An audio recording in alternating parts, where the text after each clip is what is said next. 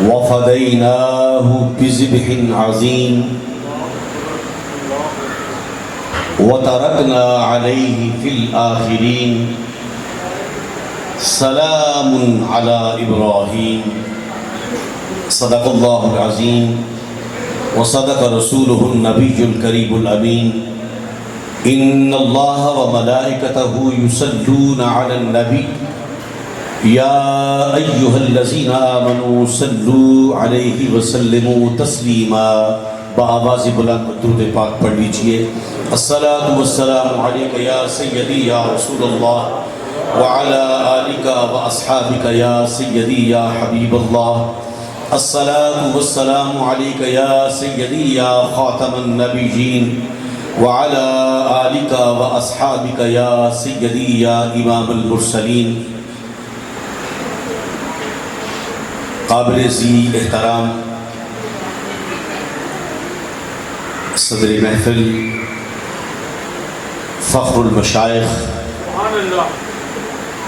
انیس الاولیاء حضرت آل نبی اولاد علی پیر سید علی رضا فضل شاہ ولی دامت فیوزہم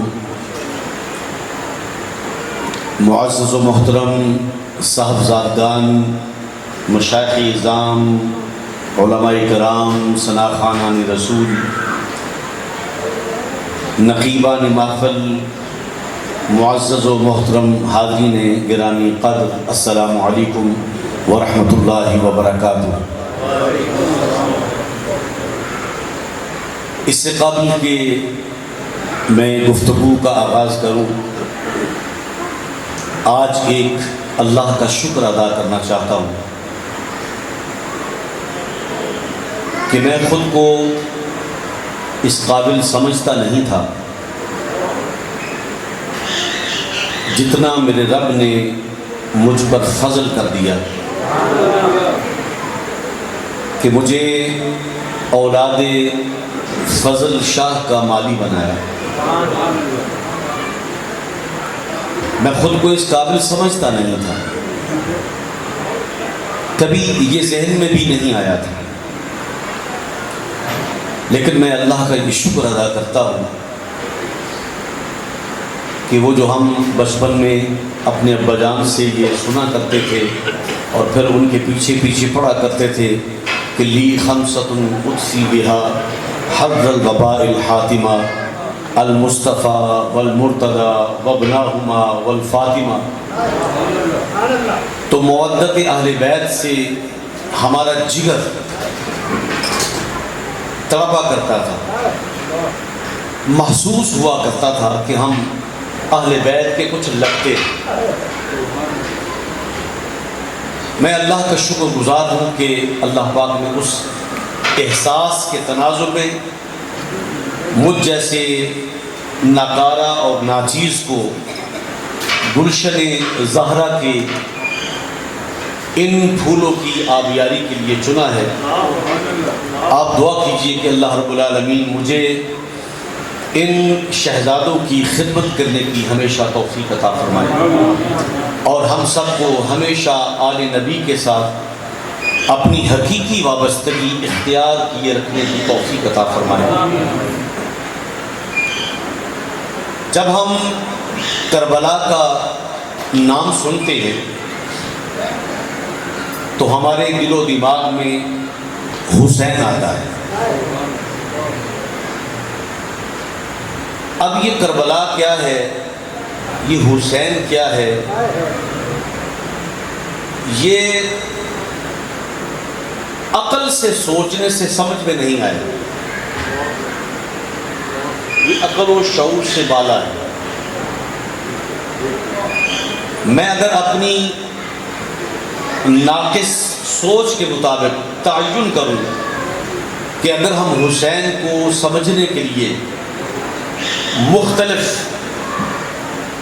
راستے اختیار کریں تو وہ کیا کیا ہوں گے، ان میں سے 3 کا آپ کو ذکر کر دیتا ہوں۔ ایک ہے حقیقت کربلا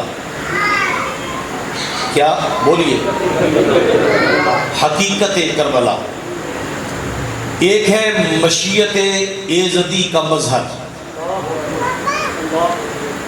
اور ایک ہے اسباب کربلا.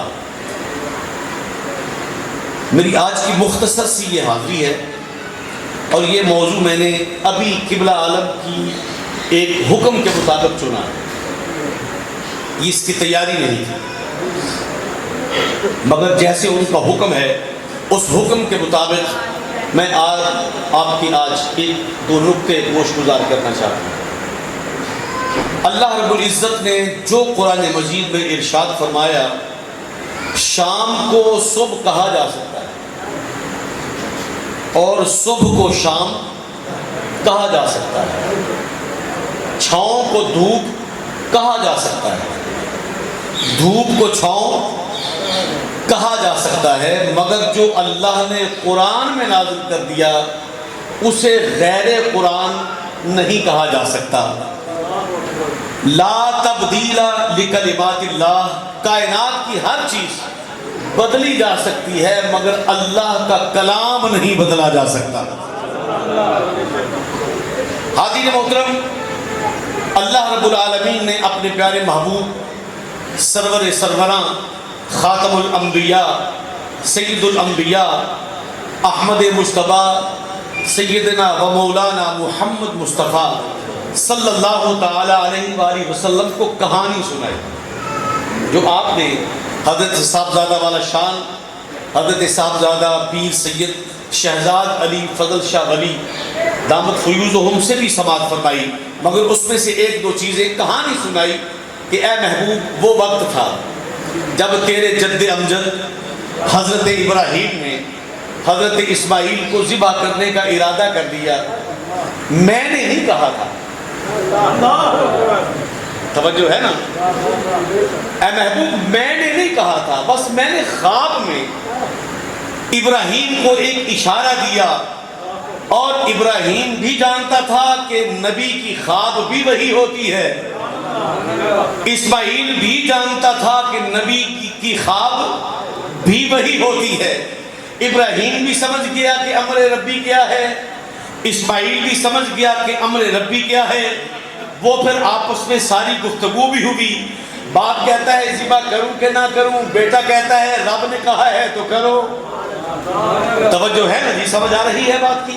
اب ذبح کیا نہیں تو اللہ رب العالمین اس ساری کی ساری کیفیات کو کہ جب اسماعیل علیہ السلام ذبح ہوئے بغیر اٹھ کھڑے ہوتے ہیں, ادھر دمبا ذبح ہو چکا ہوتا ہے, تو اللہ کریم قرآن مجید میں اپنے محبوب سے فرما رہا ہے اے محبوب وَفَدَيْنَاهُ بِذِبْحٍ عَظِيمٍ, ہم نے ایک ذبح عظیم کا فدیہ دے کر اسماعیل کو بچا لیا.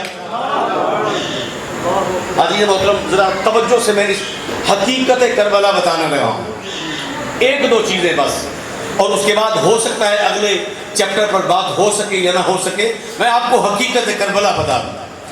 وَفَدَيْنَاهُ بِذِبْحٍ عَظِيمٍ, توجہ سے سماعت فرمائیے گا کہ اے محبوب صلی اللہ تعالی علیہ وآلہ وسلم نے ہم نے ایک عظیم فدیہ دے کر اسماعیل کو ذبح ہونے سے بچا لیا. لوگوں, یہ جتنا بڑا بھی گھر ہے, میں اس گھر کا اگر گدھا ہوں تو آتا ہوں تو یہ بورڈ کا درخت ہے, اس کے پتے میرے لیے بڑے مقدس ہیں کہ نہیں. یہاں کی چٹائیاں میرے لیے بڑی مقدس ہیں. یہاں کے راستے اگر میں نے جوتا پہنا ہوا ہو تو مجھے گھبراہٹ ہوتی ہے کہ میں یہاں پر جوتا پہن کر چل سکتا ہوں یا نہیں چل سکتا, کہ میرے شیخ کامل کا یہاں کہیں پر قدم نہ آیا ہو تو میرا پاؤں اس کے اوپر نہ آ جائے. بے شمار تقدیس و تکریم کے تقاضے, لیکن قبلہ عالم حضور سیدنا و مولانا الشیخ السید علی رضا فضل شاہ ولی کی ملکیت میں اللہ نے یہ گھر دیا ہے, تو کیا ان کے لیے بھی کوئی تقدیس ہے؟ بھئی اس گھر کی اینٹیں انہی کے طفیل مقدس ہیں, اس گھر کی چار دیواری انہی کے طفیل مقدس ہے. ان کے وجود مطہرہ کی نسبت سے یہ گھر آنے والوں کے لیے عزت و احترام کی جگہ ہے. تو مجھے یہ بتائیے کہ جنت میرے لیے تو عظیم ہو سکتی ہے، تو جو ہو ہی جنت کا سردار، جو ہو ہی جنت کا سردار، تو اس کے لیے جنت کی کون سی چیز اس سے عظیم ہو سکتی ہے؟ بھائی توجہ ہے، اللہ فرما رہا ہے وَفَدَيْنَاهُ بِذِبْحٍ عَظِيمٍ، وَفَدَيْنَاهُ بِذِبْحٍ عَظِيمٍ۔ اللہ کے سارے نبی اللہ کی برگزیدہ ہستیاں ہیں، یہ کون سی چیز ہے جو نبی سے بھی افضل ہے کہ جسے اللہ کریم فدیہ عظیم کہہ رہا ہے؟ کیا وہ مہنگا ہے جو جنت سے آیا؟ بھائی کیا مہنگا جنت کی تمام چیزیں کسی نبی سے افضل ہو سکتی ہیں؟ سوال ہے۔ ہر ذی شعور، میں نے پہلے کہا تھا عقل سے حسین سمجھ نہیں آ سکتا، عقل سے حسین سمجھ نہیں آ سکتا، شعور سے حسین سمجھ نہیں آ سکتا۔ یہ تو حسین ہے جو یہ پاکستان کی سرحد پہ شہید ہو جائے نا، پاکستان کی سرحد پہ شہید ہو جائے، وہ شہید وَلَا تَقُولُوا لِمَن يُقْتَلُ فِي سَبِيلِ اللَّهِ أَمْوَاتٌ بَلْ أَحْيَاءٌ وَلَٰكِن لَّا تَشْعُرُونَ۔ اس کی شہادت تیرے گمان میں، تیرے شعور میں، تیری عقل میں نہیں آ سکتی، اگر حسین ابن علی تیری اس شعور میں کیسے آ سکتا ہے؟ توجہ چاہوں گا، فرمایا وَفَدَيْنَاهُ بِذِبْحٍ عَظِيمٍ، ہم نے عظیم فدیہ، بہت بڑی قیمت ادا کی ہے، بہت بڑی۔ یار مجھے ایک بات پتہ ہے، کوئی ہیرا بیچ رہا ہو، کوئی ہیرا بیچ رہا ہو تو کیا وہ چاندی کے عکس بیچ دے گا؟ لوہے کے عکس بیچ دے گا؟ ایون کہ سونے کے عکس بیچ دے گا؟ نہیں بیچے گا۔ 1 کلو کا ہیرا ہو، اگر اس کے سامنے 1 کلو یورینیم لے آئے یا پلاٹینیم لے آئے تو پھر وہ سوچے گا کہ پلاٹینیم اور یورینیم، کیونکہ اس ہیرے سے قیمتی ہے، قیمتی چیز لیتا ہوں تو قیمتی سے کم قیمت والی دے دیتا ہوں۔ کبھی کوئی تاجر دیکھا ہے جس نے 5 روپے گز کپڑا خریدا ہو اور 4.5 روپے وہ بیچتا پھرے؟ کبھی دیکھا ہے؟ کبھی بھی کوئی بھی اپنی چیز کو کم قیمت پر فروخت نہیں کرتا۔ لوگوں، اللہ کے نبی کا خواب بھی وہی ہوتا ہے، جب وہی کو قد صدقت الرؤیا انا کذالک نجزی المحسنین، اللہ فرما رہا ہے کہ اے ابراہیم تو نے خواب کو حق اور سچ کر دکھایا، ذبح ہوا نہیں ہے۔ اللہ نے فرمایا ذبح ہونے سے ہم نے تب بچایا جب ایک عظیم، بہت قیمتی، بڑا نادر فدیہ دے دیا۔ حاضرین محترم، کیا یہ فدیہ وہ مہنگا ہے؟ ہر کتاب دیکھ لو، سعودیہ کی چھپی ہو یا کہیں اور کی چھپی ہو، یہی لکھا ہوتا ہے اسی آیت کے مطابق وَفَدَيْنَاهُ بِذِبْحٍ عَظِيمٍ کی اگر آپ تفسیر جائیں، ہر کتاب میں آپ کو یہی ملے گا کہ اللہ تبارک و تعالیٰ نے مہنگا ذبح کیا، یہی تفسیر ہے بھی یہی۔ مگر کیا وَفَدَيْنَاهُ بِذِبْحٍ عَظِيمٍ کا مطلب یہ مہنگا ہے؟